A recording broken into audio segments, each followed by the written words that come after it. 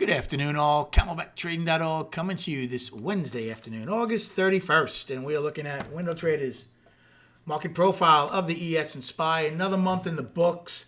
And boy, oh boy, bulls really have to be pretty disappointed. They had a chance this month to get something going. They came out of an inside month.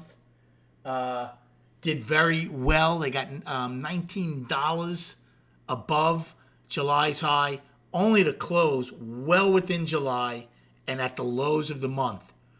So they did do some good taking out the last three monthly highs, but basically you got to call them at best up to balance. And if we take out this month's low early on, we are firmly back in right? Firmly in balance. And then the yearly lows come into play. Triple Qs, we all end up with B shapes again. Now, Qs took back yesterday's trend day, so two B shapes in a row. They end only 8 wide, so they have the day's high and low. Russell ends 9 wide, basically the day's high and low. And we did probe, but I'm not going to use it because we didn't get much distance below the day's low. When we made a new low in M, we did get 9 wide. So we have the day's high, low, and M wide. Volume, only 65 million right now. Value, which was unchanged most of the day, ends overlapping the lower. Had a pretty good day. Look, we said this. If we get ranges, I take range over volume any day. Well, we had, again, over $5 range today. So we really can't complain, right? What was the range exactly? Actually, the range ended up being $6.40. Is that right? Looks like it is. That's pretty good. Very good. So we can't complain about the ranges and whatnot. Volume stinks, but hopefully tomorrow with new money coming in first of the month, and then with the job number on Friday, at least maybe we'll get some ranges, even though a lot of people will be taking off for the 3-day weekend. As far as my trades today, I took a short in A period when we got below the opening and then pushed up towards the open, took a short because it couldn't get above the opening, and it came in, and that worked out. Then when we got above the opening in A period, took a long there. Actually, I might have taken a long first. I'm trying to think. But anyway, made money on both of them. Now, I missed 2 opportunities in C. I missed a long because I should have faded it because nothing was really happening. But more importantly, I missed a short against B's high. We were one time framing down. We had B's high and the opening to lean on. Definitely missed those. Now, in D period, I had a very good time frame because I shorted it 3 times, right? We were continuing a one-time frame down. We went and got the overnight low. We had already gotten the IB low. So any push up, I was shorting in D. So D was probably my best time frame as I shorted it 3 times.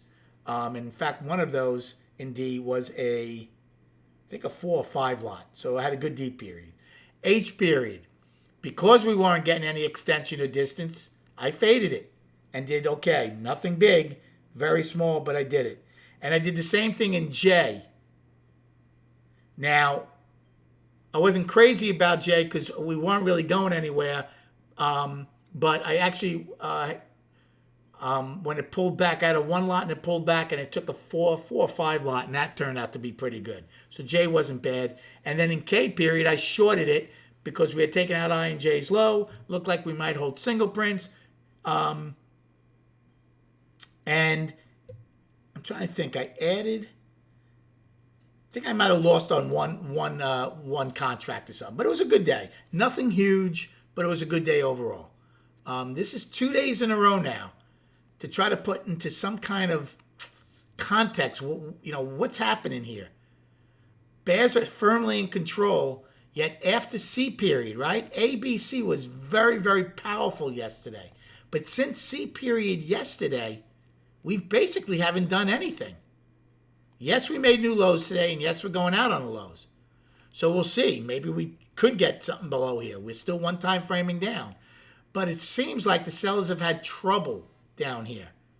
So that's going to be interesting to keep an eye on to see if they can't get going. Now, we held the trend day. We got into the singles, but we held it. Russell never even got into their singles from yesterday. And Q's filled theirs. As far as destinations, so in ES, Today's low is 54.75. That is now a monthly low. And then you should have the other ones below. On the upside in ES, we're 9 wide at 83.50. Then we have today's high of 17. And then the single print still is 17.25, get filled at 20.25. For the SPY, upside, 9 wide at 397.89, M's high. Then today's high of 401.24. And then the single print still, they start now 401.25, get filled at 54. And for the downside, we have today's low of 395.04, which is a monthly low. And yesterday I gave you a bunch of other ones to the downside that I hope you wrote down. And then just quickly on the charts, we'll recap all these charts on Friday. So here's the monthly. You want to call it pure 4-month balance? Again, there's nothing wrong with that. But since we took out 3 monthly highs, I'm calling it up to balance since we came in. Now, if we take out today's low, to me it would be firmly balance. Okay? Weekly, firmly down. Gap still my main focus up here, below our trend line.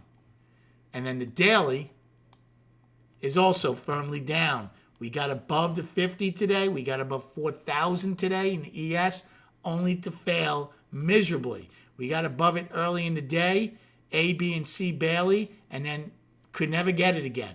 So that's a real big stumbling block still for them right now. The 4,000 level, 400 in SPY, and the 50-day moving average. Thanks for the likes and subscribe, and hope you had a good day trading. Enjoy your evening, and we'll speak prior to the opening tomorrow.